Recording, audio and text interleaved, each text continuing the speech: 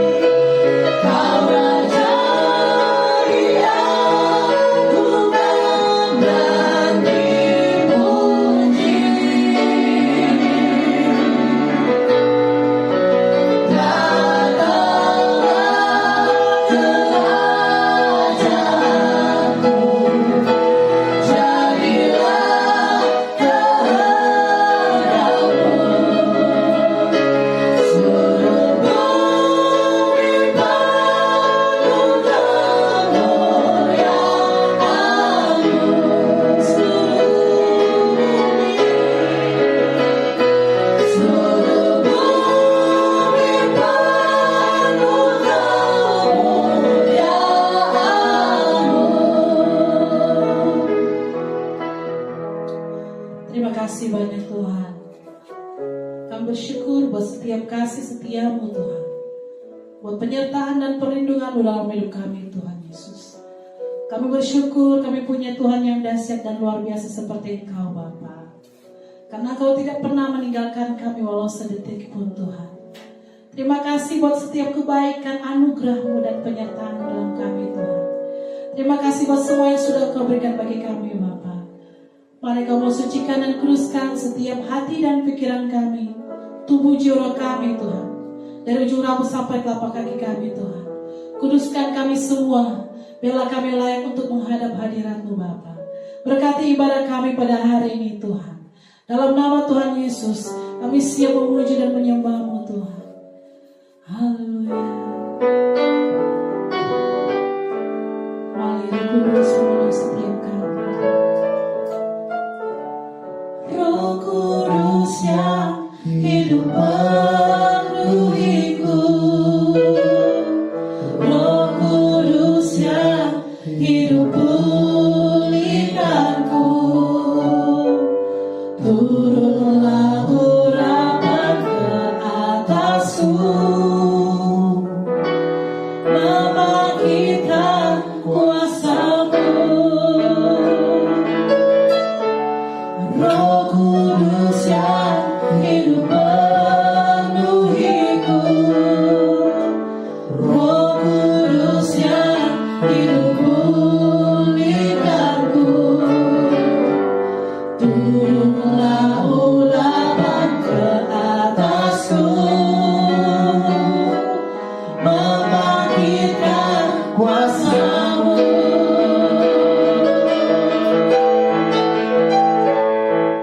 Membebaskan hidup yang terbelenggu, memulihkan hati mereka yang terluka, serta menjelikan mata yang buta. Jadikan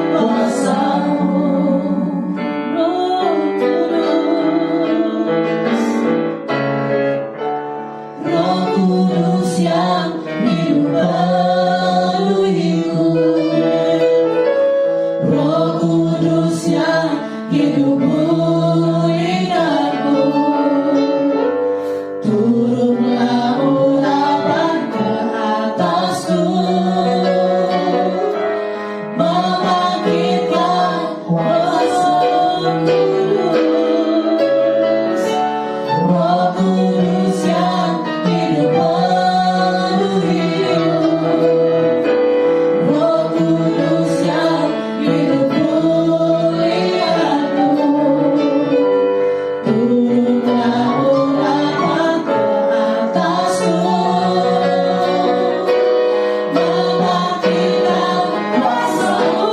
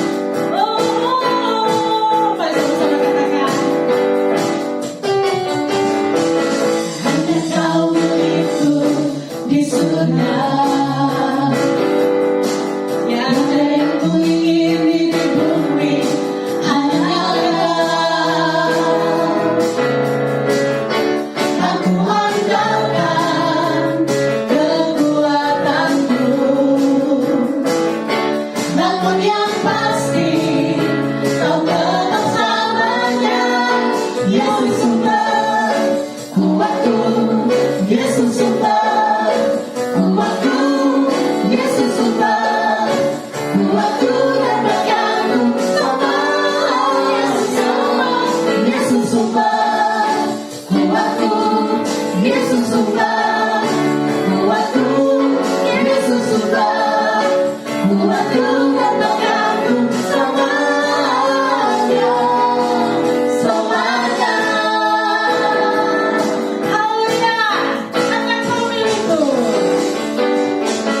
Hanya Kau milikku di surga. Gak ada yang ku ingin di bumi, hanya Kau.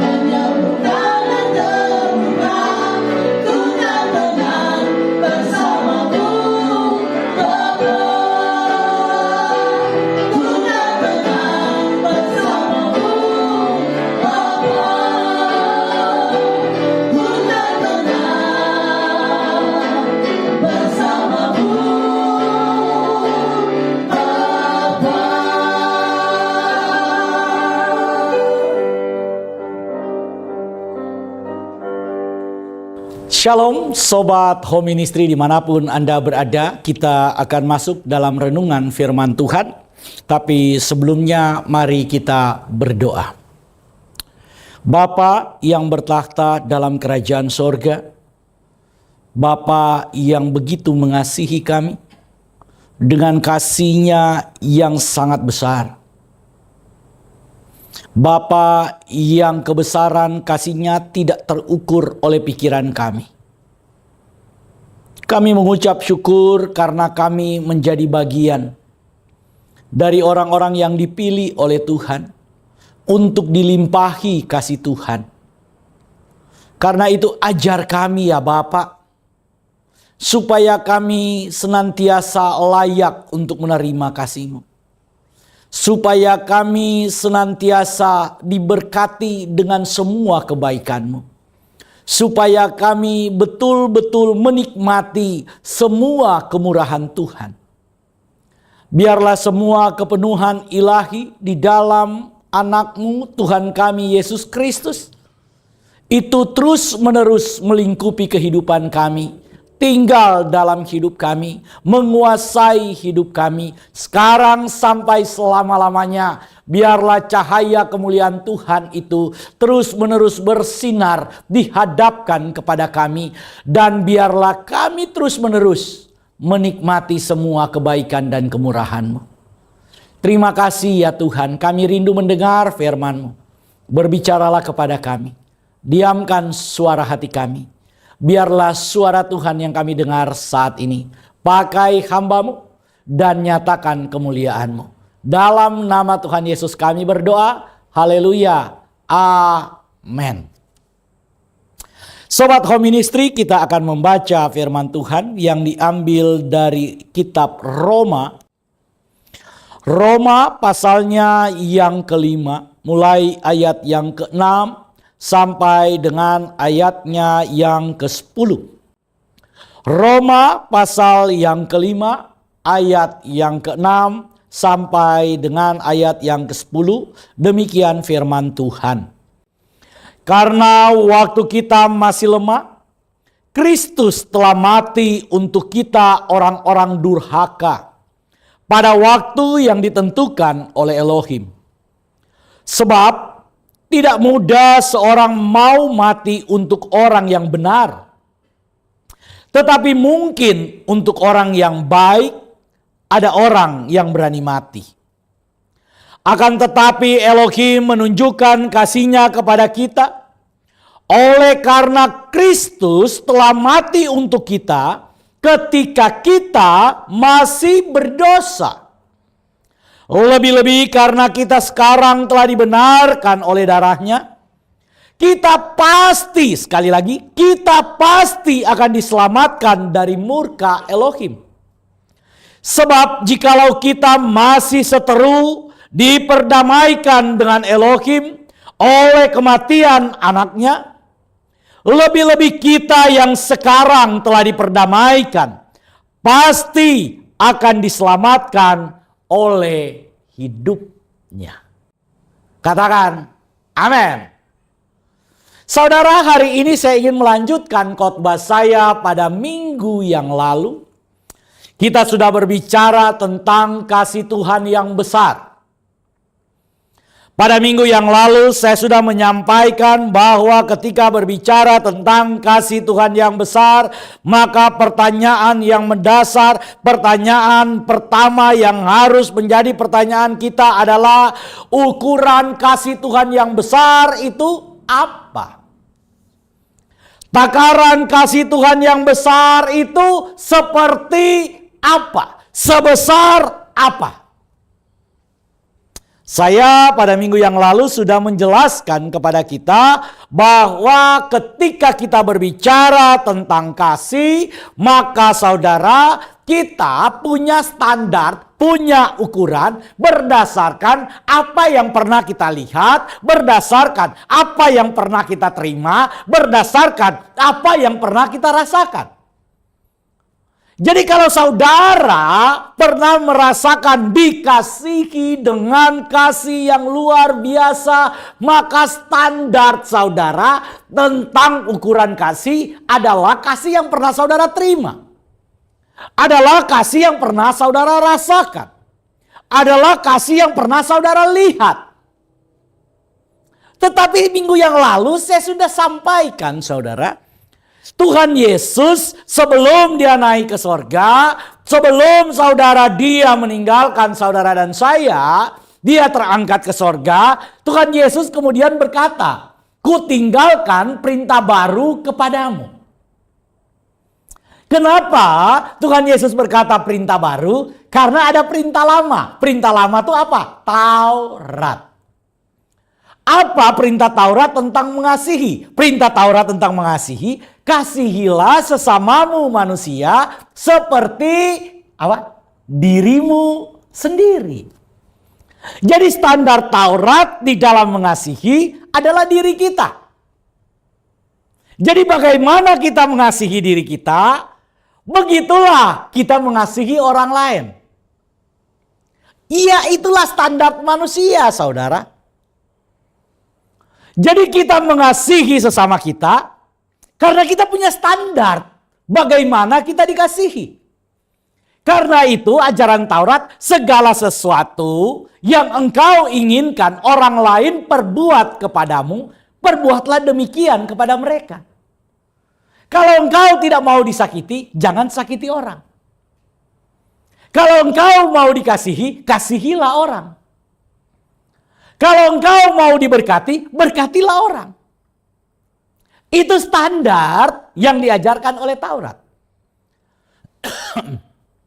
Tetapi Tuhan Yesus bilang, "Ku tinggalkan perintah baru kepadamu."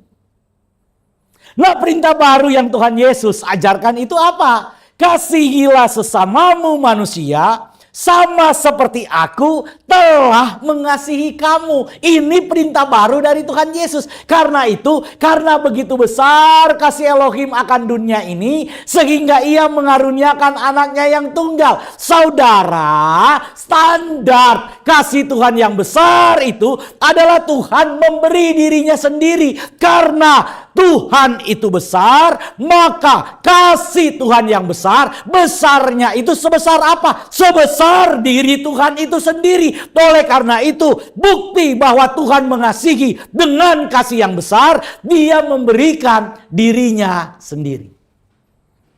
Oleh karena Tuhan memberikan dirinya sendiri, maka tidak ada lagi pelanggaran yang lebih besar melebihi kasih Tuhan yang besar dengan standar yang tidak bisa dijangkau. Standarnya Tuhan itu no limit. Gak ada batas. Sejauh timur dari barat, kata firman Tuhan. Ini luar biasa, saudara. Tuhan mengasihi kita dengan kasih yang besar, standarnya adalah diri Tuhan sendiri. Karena itu dia memberikan dirinya sendiri untuk membuktikan bahwa kasihnya yang besar sebesar dirinya itu. Saya sudah sampaikan pada minggu yang lalu, saya cuma ingin review. Sebelum kita lanjutkan, firman Tuhan yang kita baca hari ini ingin memberitahukan kepada kita bagaimana kasih Tuhan yang besar itu, wujud kasih Tuhan yang besar itu dikerjakan oleh Kristus, dan saudara bisa melihat, saudara dan saya bisa mengerti dalam bahasa kita sebagai manusia. Jadi saudara, apa yang Yesus kerjakan dengan dia berkorban di atas kayu salib, supaya saudara dan saya bisa paham dalam bahasa yang bisa kita lihat, bahasa yang kita bisa mengerti, bahasa yang bisa kita rasakan. Mengapa saudara? Karena dunia ini memberikan takaran yang semu, memberikan ukuran yang semu, Bahkan Rasul Yohanes pernah berkata dalam surat Yohanes bahwa dunia dan segala isinya dengan keinginan-keinginannya sedang lenyap. Termasuk keinginan mengasihi dengan standar dunia sedang lenyap. Saudara, dalam Injil Matius pasal 24 ayat 12, kasih seperti apa yang sedang kita bicarakan ini? Kalau kita bicarakan dengan standar kasih manusia, maka saat ini kasih di tengah dunia, di tengah manusia adalah kasih yang sedang dingin. Ini kasih di antara orang-orang di dunia, di antara sesama, ini kasihnya sedang dingin, saudara. Matius 24 ayat 12 bilang, dan karena berlipat gandanya kedurhakaan, maka kasih kebanyakan orang akan menjadi apa? Dingin.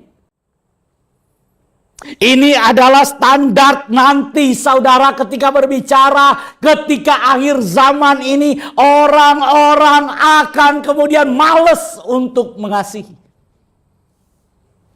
Standar kasih akan menjadi dingin, saudara. Kata dingin ini menggunakan bahasa Yunani sugesetai. Kata sugesetai ini berasal dari bahasa Yunani suko, saudara. Ini bukan cerita tentang Avatar dan kemudian ada suko dari negeri api, bukan. Saudara udah nonton Avatar Netflix? Enggak, saudara. Saya bukan suruh saudara langganan Netflix. Saya cuma mau memberitahukan bahwa yang dimaksud dengan dingin ini ada kata Yunani sugesetai. Sugesetai ini itu artinya menguap kemudian membeku. Seperti lilin sisa pembakaran. Saudara, jadi yang dimaksud dengan kasih yang dingin itu adalah kasih yang pada akhirnya menguap dan pada akhirnya beku. Kenapa? Karena ketika saudara mengasihi, respon orang yang saudara kasihi justru menyakiti saudara. Pernahkah saudara mengalami? Saudara mengasihi, saudara mau menolong, saudara punya niat baik, tetapi kasih yang saudara berikan, niat baik yang saudara curahkan, pertolongan yang saudara berikan, justru berbalik menyerang saudara. Justru berbalik merugikan saudara. Justru berbalik mempermalukan saudara. Pernahkah saudara mengalami? Kalau saudara mengalami hal itu, maka itulah yang terjadi di tengah dunia ini. Pada akhirnya saudara kapok mengasihi. Udah kapok. Udahlah, udah. Pak, apa kita nggak bantu? Aduh, banyak orang susah di dunia ini. Udah. Biarkan orang susah menolong orang susah.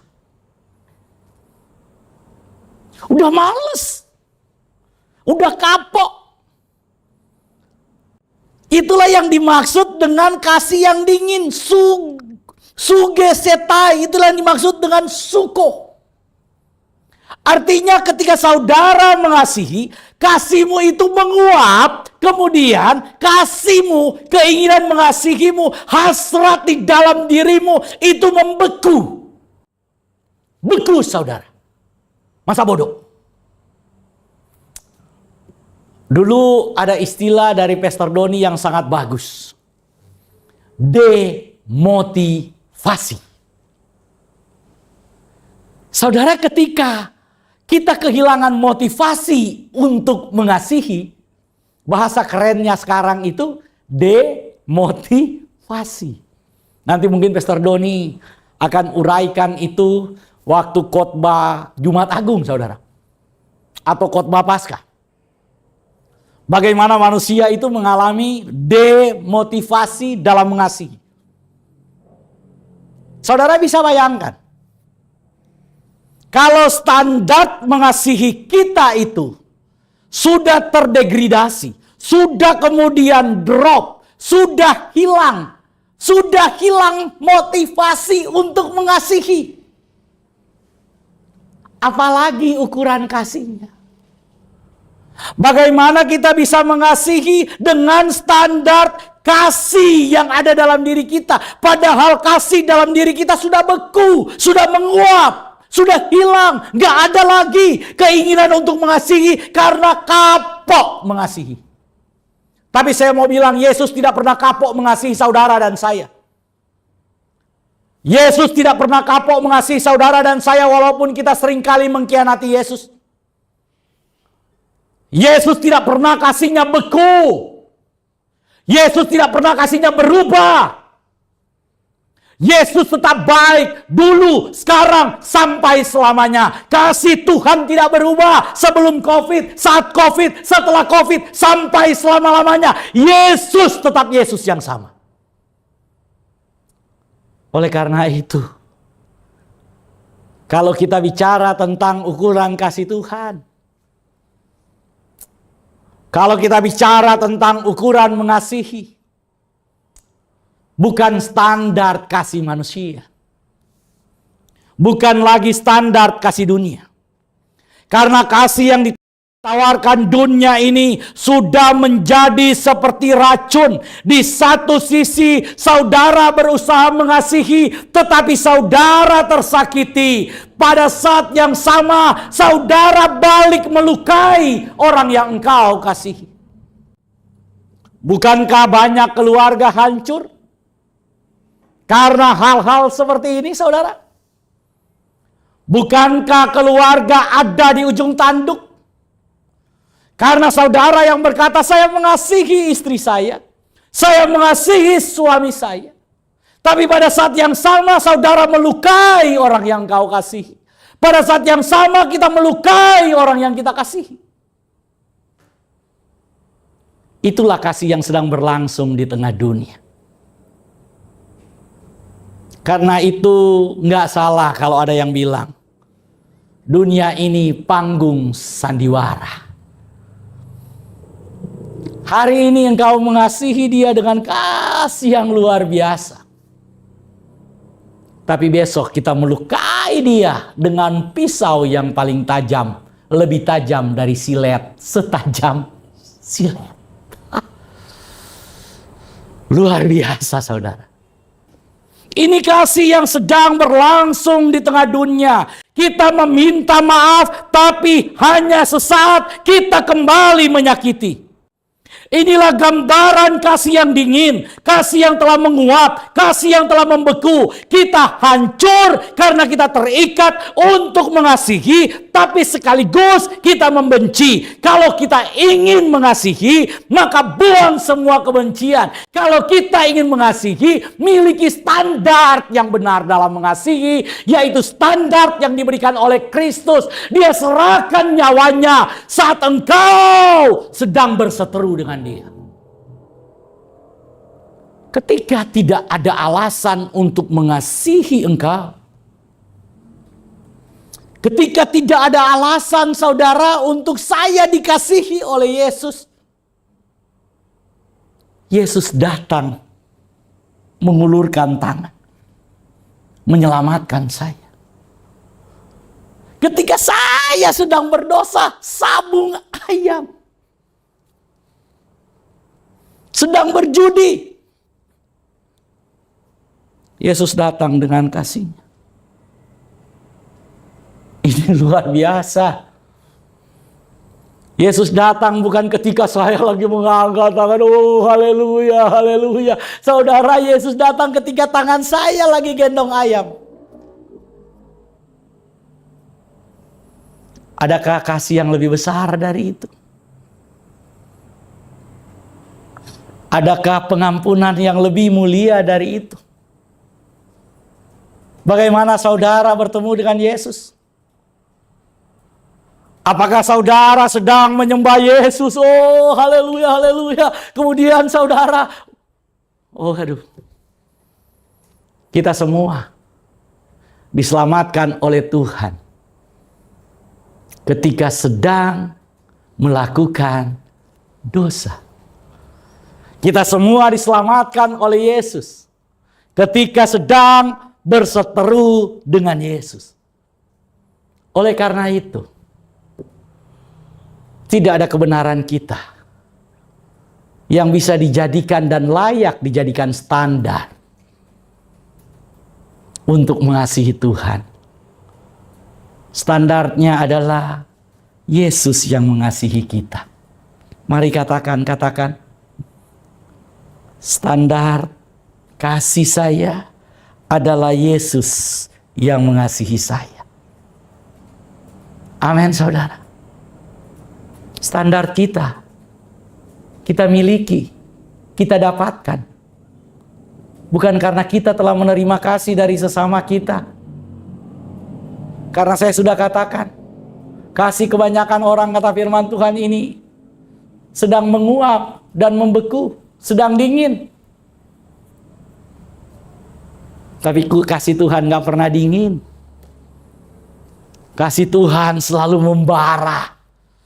Kasih Tuhan selalu panas buat saudara dan saya. Oleh karena itu, yang harus kita mengerti, yang pertama, kita semua membutuhkan kasih Yesus Kristus. Kasih yang tidak menuntut balas. Saudara harus paham bahwa kasih Tuhan itu tidak menuntut apa? Balas. Tuhan tidak berkata, aku mengasihi kamu karena itu sekarang mari kamu kasihi saya. Kalau enggak kamu kasihi saya, neraka kamu. Oh, firman Tuhan berkata, aku mengasihi kamu karena itu kamu selamat. Mari kita baca saudara ayatnya. Roma pasal 5 ayat yang ke-6 tadi. Sebab ketika kita masih lemah, Kristus mati bagi kita, orang-orang berdosa. Karena pada saat kita masih lemah, saudara. Bukan pada saat saudara dan saya sedang kuat-kuatnya. Bukan saat saudara dan saya sedang on fire ikut Tuhan. Saat kita masih lemah.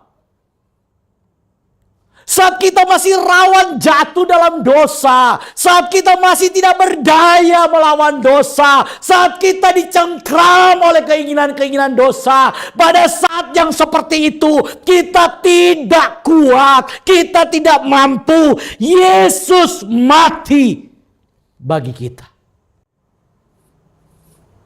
Wow. Apa Yesus menuntut supaya saudara membalas kasihnya? Dengan apa kita bisa balas kasih Tuhan?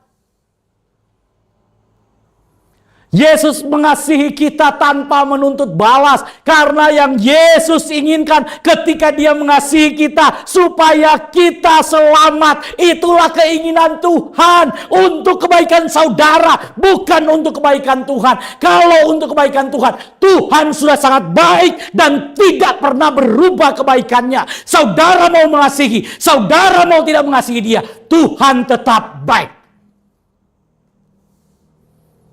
Eksistensi Tuhan tidak bergantung dari saudara memuji dia atau tidak memuji dia. Eksistensi Tuhan yang sempurna itu tidak bergantung dari saudara menyembah dia atau tidak menyembah dia. Kalau saudara menyembah dia, Tuhan mau saudara menyembah. Itu buat kita. Untungnya buat saudara dan saya, bukan buat Tuhan. Tuhan Yesus pernah bilang, saudara, kalau nggak ada lagi yang menyembah Tuhan, dia bisa suruh batu untuk menyembah dia. Dia bisa menghidupkan yang mati untuk menyembah dia. Batu, benda mati menurut kita, dia bisa buat bernyanyi buat dia.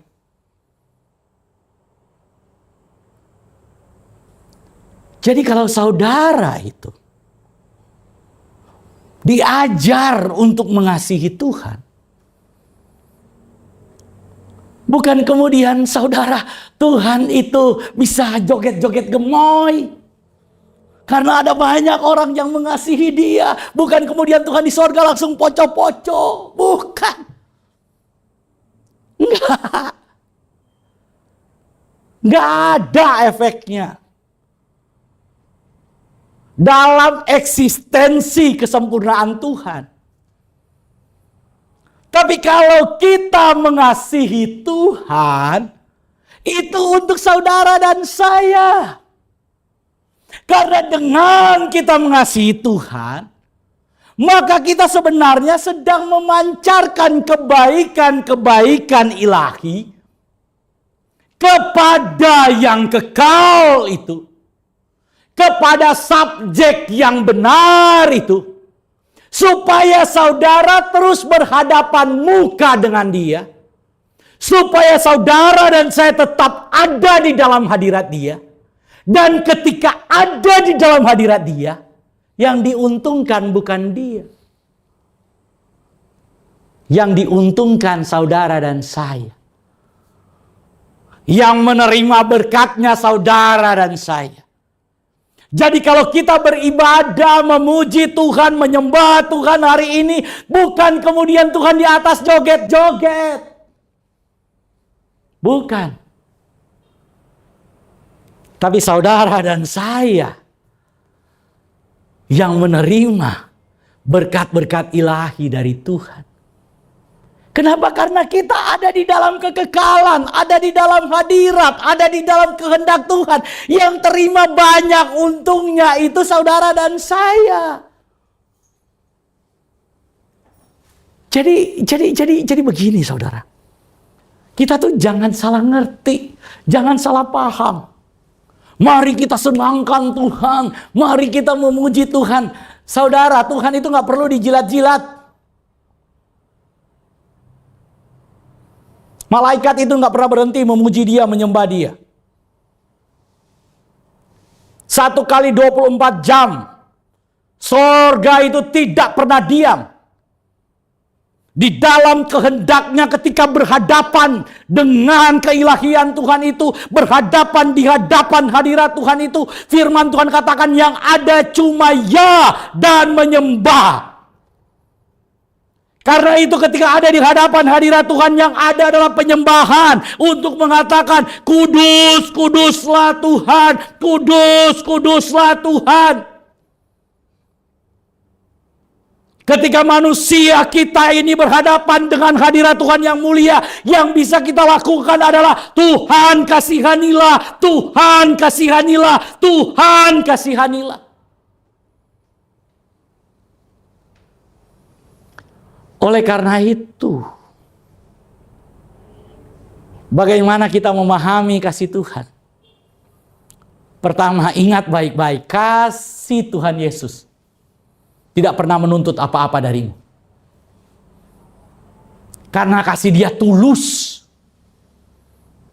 Kalau saudara mengukur kasih Tuhan sama seperti engkau mengasihi, maka ada di kepalamu dan saya pasti seperti ini. Karena Tuhan sudah mengasihi, maka harus ada balasannya. Itu mah ukuran kita. Kalau kita mengasihi kayak arisan. Hari ini saya mengasihi, besok lu balas. Tapi standar yang diberikan Tuhan, kalau kita mau mengasihi, jangan pernah menuntut balas. Karena Yesus mengasihi kita tanpa menuntut balas. Kalau saudara mengasihi dan saudara berpikir Tuhan mengasihi dengan menuntut balas, saya mau bilang, Tuhan itu bukan caleg. Ngasih sembako, balasannya nyoblos. Betul? Siapa yang terima sembako? Dapat serangan fajar. Sudah nyoblos belum? Kemarin, saudara jangan pikir Tuhan itu caleg ya. Saudara jangan berpikir, karena Yesus mengasihi, maka saudara harus, wah, Membalas. Dengan apa saudara balas? Dengan memuji Tuhan, Pak. Memangnya ketika kita memuji Tuhan, Tuhan itu kekurangan pujian. Saudara pikir Tuhan itu kekurangan eksistensi. Sampai kalau saudara nggak puji, dia nggak eksis. Aduh saudara. Jangan pernah berpikir begitu. Kita memuji Tuhan. Karena Tuhan mau kita menerima banyak hal dari kemuliaan Tuhan. Kita mengalami banyak hal dari hadirat Tuhan. Sekali lagi itu untuk kita. Bukan untuk Tuhan. Malaikat yang memuji Tuhan itu jauh lebih mulia dari saudara dan saya memuji Tuhan. 1 jam aja saudara ini udah gak betah kok. Bener gak? Sekarang aja udah mulai gelisah. Ada yang udah tidur belum? Tolong dicolek dulu kiri kanan yang udah tidur. Oi, bangun. Kita ibadah aja. Udah malas-malesan. Kemudian saudara mau bilang, wah menyenangkan Tuhan. Wah saya membalas kasih Tuhan. Tuhan tidak pernah menuntut balas. Ayo bilang kiri kanan. Yesus mengasihimu tanpa menuntut balas. Bilang, Yesus mengasihimu tanpa apa? Menuntut balas. Bilang lagi, Yesus bukan caleg. Kalau caleg nuntut balas. Kalau nggak nyoblos, diambil lagi sembakonya. Yesus bukan seperti itu. Sudah dikasihi, karena kamu nggak balas mengasihi. Mana? Tarik lagi. Kasih yang Tuhan berikan. Ya ampun. Apa bedanya dengan caleg kalau begitu? Yesus bukan begitu. Itu yang pertama. Yang kedua, saudara. Yang harus kita pahami tentang kasih Tuhan. Mari kita lihat sama-sama. Yang kedua, kasih Tuhan itu membebaskan. Ulang, kasih Tuhan itu apa? Membebaskan. Jadi kalau kita bicara tentang kasih Tuhan yang besar, yang dikerjakan oleh Yesus, yang pertama prinsip kasih Tuhan yang besar, yang dikerjakan oleh Yesus, dia nggak pernah tuntut-tuntut balas. Dia mengasihi saudara dan saya apa adanya. Nggak nuntut balas. Oke? Yang kedua, ketika Tuhan mengasihi, kasih Tuhan itu membebaskan. Jadi kasih Tuhan itu bukan mengintimidasi. Saudara pikir ketika Tuhan mengasihi kemudian dia buat aturan-aturan intimidatif untuk mengintimidasi hidup saudara dan saya? Tidak. Kasih Tuhan itu membebaskan kita. Roma 5 ayat 8 dari bacaan kita. Namun karena Elohim menunjukkan kasih-Nya kepada kita pada waktu kita masih berdosa, Kristus mati buat saudara dan saya. Ini luar biasa. Pada waktu kita sedang berseteru dengan Tuhan, pada waktu kita sedang berantem dengan Tuhan, pada waktu saudara tidak percaya kepada Tuhan, pada waktu kita meragukan Tuhan, bahkan pada waktu kita menyerang Tuhan, saudara tahu apa yang dilakukan oleh Yesus? Dia mengasihi kita. Dia mengasihi kita. Dia menunjukkan kasih-Nya kepada kita, yaitu apa? Mati buat kita.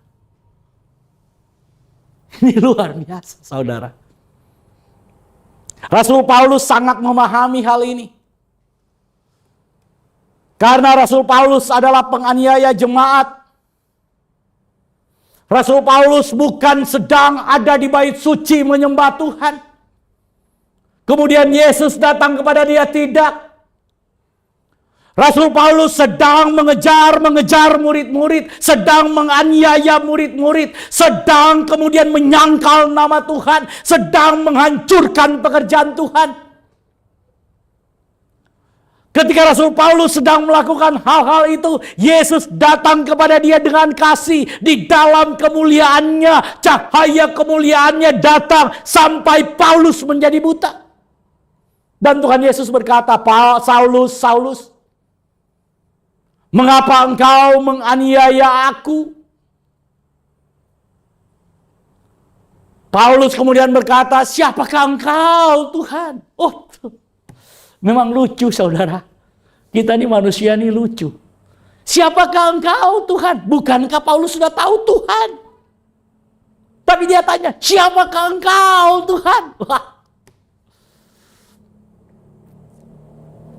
Saudara, di dalam roh Paulus sudah tahu itu Yesus. Karena itu dia bilang Tuhan. Tapi di dalam akalnya dia tidak bisa terima itu Yesus Tuhan. Karena itu Saulus kemudian berkata, siapakah engkau Tuhan? Yuk, Tuhanlah. Kalau saya bertanya, siapakah engkau manusia? Ya manusia lah. Saudara paham nggak nih? Ketika Saulus tanya, siapakah engkau Tuhan? Ya Tuhan. Kalau seandainya saya nih Tuhan, kemudian Paulus tanya, siapakah engkau Tuhan? Saya harus bilang, goblok, udah tahu Tuhan, pakai nanya lagi. Siapakah engkau Tuhan? Tapi inilah manusia.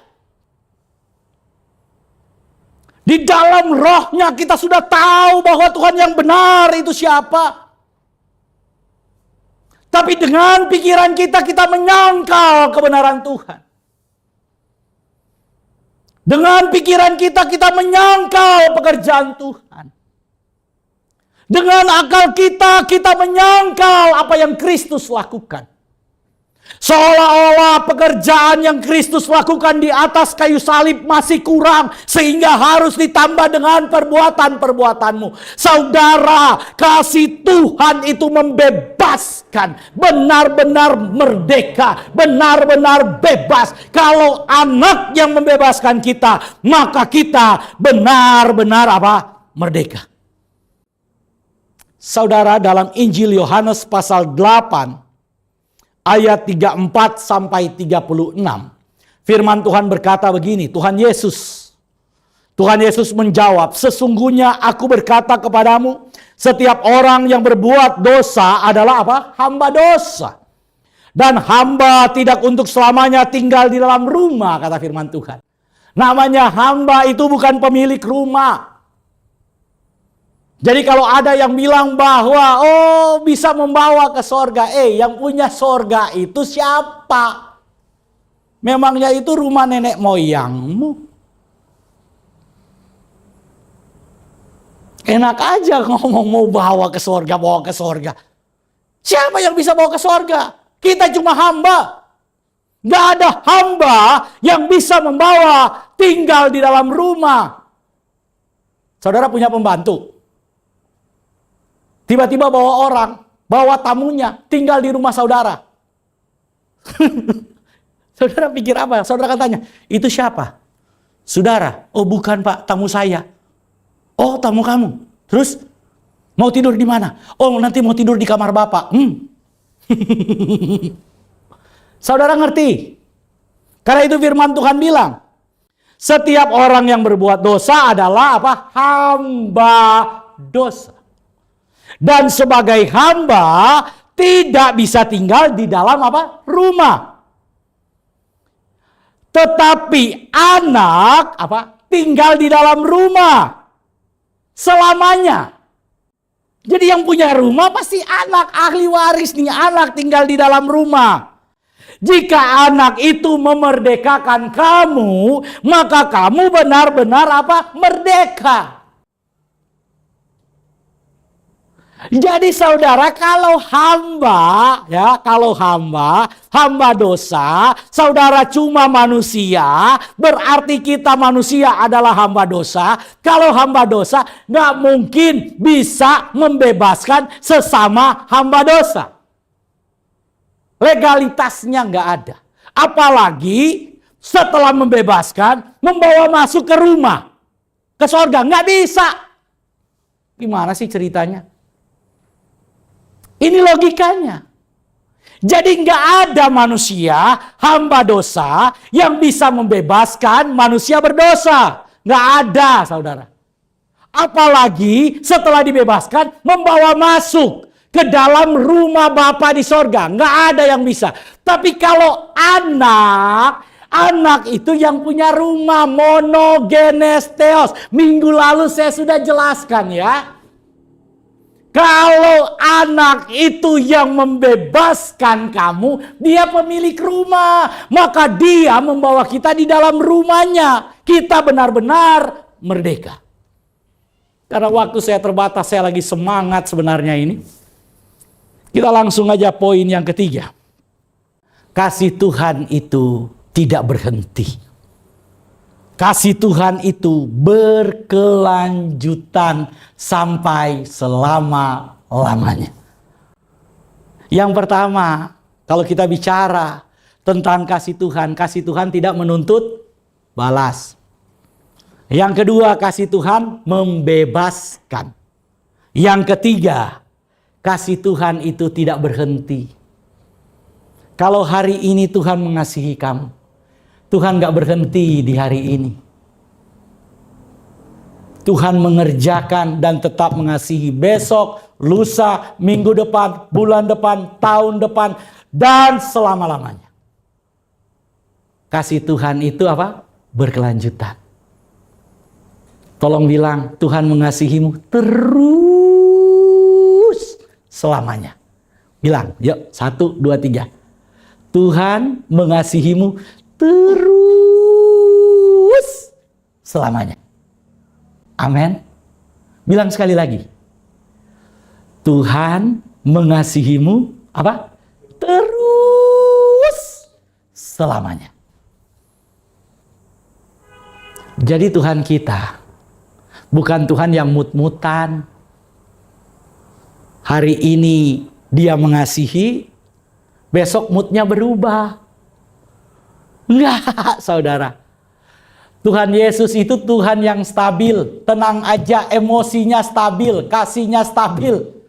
Saudara pikir Tuhan Yesus itu pribadi yang emosinya enggak stabil. Tuhan Yesus itu stabil di dalam mengasihi. Hari ini dia mengasihimu, besok dia mengasihimu, lusa kasihnya tetap sama, minggu depan sama, bulan depan sama, tahun depan sama, dan seterusnya. Tuhan mengasihimu berkelanjutan. Tuhan Yesus tidak pernah berhenti mengasihi kita. Tuhan Yesus mengasihi kita. Sebab waktu kita masih menjadi musuh, Roma 5 ayat 10, kita sudah diperdamaikan lewat kematian Yesus. Terlebih lagi, setelah sekarang kita sudah diperdamaikan, menjadi anak-anaknya, menjadi umatnya, pasti kita diselamatkan. Dulu aja masih berseteru. Dia mengasihi dengan memberi dirinya. Masakan sekarang saudara, kita sudah percaya. Salah dikit aja dia tendang ke neraka. Bukan begitu Tuhan. Bukan begitu Yesusmu. Tuhan tidak menyerah dengan kelemahan kita. Tuhan tidak menyerah dengan kelemahan saya. Tuhan tahu siapa saya. Tuhan tahu di mana kelemahan saya. Tuhan tahu siapa dirimu. Tuhan tahu di mana letak kelemahanmu. Dan Yesus mengasihimu dengan kasih yang tidak berubah. Dengan kasih yang terus menerus. Kalau dulu dia telah menyelamatkan kita ketika kita masih berseteru. Apalagi sekarang kita sudah diperdamaikan. Dia lebih mengasihi kita. Katakan, aku dikasihi Tuhan Yesus. Katakan, aku dikasihi Tuhan Yesus selamanya. Katakan, selamanya. Amin. Kita berdoa. Terima kasih Tuhan Yesus. Terima kasih buat semua kemurahan. Terima kasih buat semua kebesaran. Terpuji-pujilah Tuhan yang luar biasa. Yang mengasihi kami dengan kasih yang tidak terbatas. Kasih yang besar. Kasih yang tidak mampu kami bayangkan. Karena ukuran kasih yang Tuhan berikan kepada kami adalah diri Tuhan itu sendiri. Terima kasih. Ampuni kelemahan kami ya Tuhan. Ampuni ketidakmampuan kami untuk mengerti kebaikan-Mu. Untuk mengerti kasih-Mu yang luar biasa. Ampuni kami. Ajar kami untuk mengasihi sesama kami.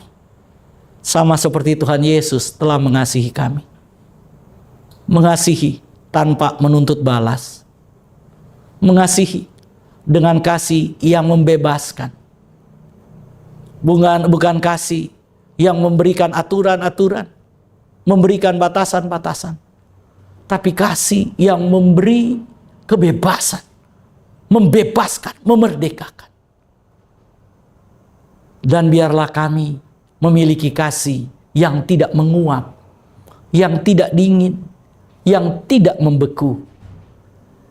Tetapi kasih yang terus-menerus mengasihi. Karena Tuhan mengasihikan dengan kasih yang tidak pernah berubah. Dalam nama Tuhan Yesus, biarlah kasih Tuhan menyembuhkan kami. Kasih Tuhan memberkati kami. Kasih Tuhan memerdekakan kami. Dalam nama Tuhan Yesus. Haleluya. Amin. Sobat Home Ministry yang dikasihi oleh Tuhan Yesus, jangan takut untuk mengaku Yesus sebagai Tuhan. Buat teman-teman yang akan mempersiapkan diri dalam sakramen baptisan, tetap teguh imanmu. Engkau tidak salah jalan. Karena Tuhan yang menjadi jalan. Tuhan yang memilihmu. Dan Tuhan yang mengangkatmu. Sampai jumpa. Tuhan Yesus memberkati. Sobat Home Ministry, dimanapun Anda berada, kita akan masuk dalam perjamuan kudus. Saya persilakan untuk Sobat Home Ministry yang ada di rumah, untuk bangkit berdiri. Dan buat Sobat Home Ministry yang sudah mempersiapkan media perjamuan kudus hari ini, silakan dipegang masing-masing. Dan dengarkanlah ketetapan firman Tuhan tentang perjamuan kudus. Tuhan Yesus berfirman, inilah roti yang turun dari sorga. Barang siapa makan daripadanya, ia tidak akan mati. Akulah roti hidup yang telah turun dari sorga. Jikalau seorang makan dari roti ini, ia akan hidup selama-lamanya. Dan roti yang kuberikan itu ialah dagingku yang akan kuberikan untuk hidup dunia. Maka kata Yesus kepada mereka, Aku berkata kepadamu, sesungguhnya jikalau kamu tidak makan daging anak manusia dan minum darahnya, kamu tidak mempunyai hidup di dalam dirimu. Barang siapa makan dagingku dan minum darahku, ia mempunyai hidup yang kekal, dan aku akan membangkitkan dia pada akhir zaman. Sebab dagingku adalah benar-benar makanan, dan darahku adalah benar-benar minuman. Barang siapa makan dagingku dan minum darahku, ia tinggal di dalam aku dan aku di dalam dia. Sama seperti Bapa yang hidup mengutus aku, dan aku hidup oleh Bapa, demikian juga barang siapa yang memakan aku, akan hidup oleh aku.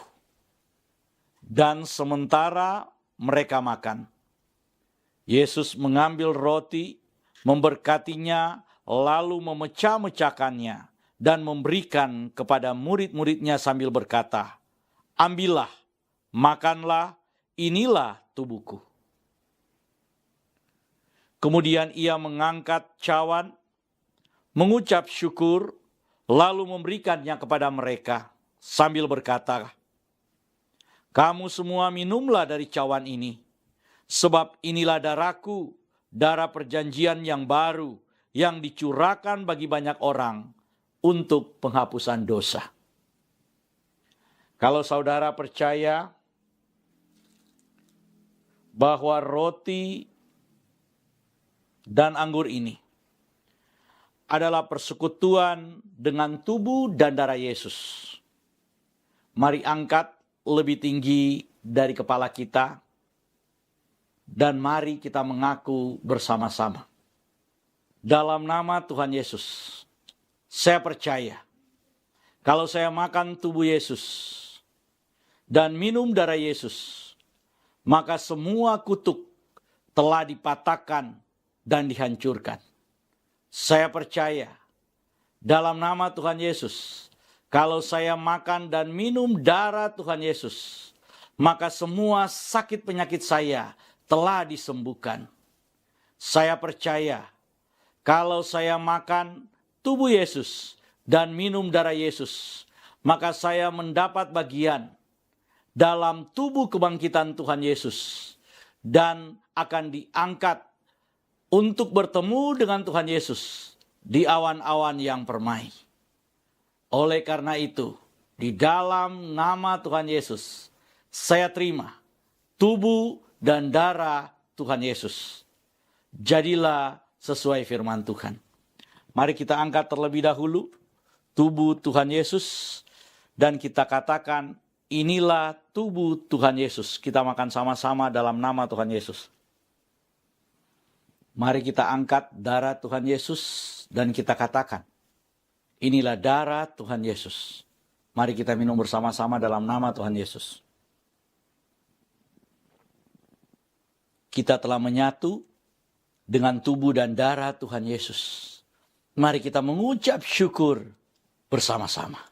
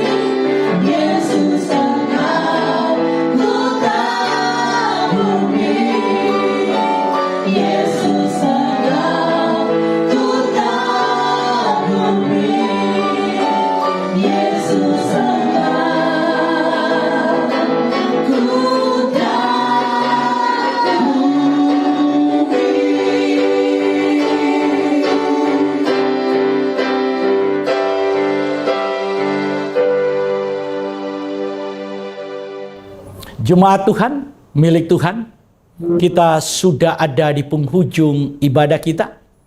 Dan sebelum kita mengakhiri ibadah kita akan menerima berkat-berkat Tuhan. Angkatlah kedua belah tanganmu, arahkan hati dan pikiranmu, dan aminkan semua berkat yang diucapkan bagimu. Diberkatilah hidupmu, diberkatilah keluarga, suami, istri, anak-anak, bahkan cucu-cucumu. Diberkatilah rumah tempat tinggalmu. Diberkatilah tubuh jasmani dan kesehatanmu. Diberkatilah pendidikan dan semua studimu. Dan diberkatilah pertumbuhan rohanimu. Biarlah semua berkat dari Bapa Sorgawi, Bapa Yahweh namanya. Cinta kasih dari Tuhan kita Yesus Kristus, Yesua HaMasiah, dan persekutuan dengan Roh-Nya yang kudus, Ruach HaKodes, menyertai kita semua, mulai dari sekarang sampai selama-lamanya. Kita yang percaya diberkati oleh Tuhan dan menerima berkat Tuhan ini. Mari berkata bersama saya, amin.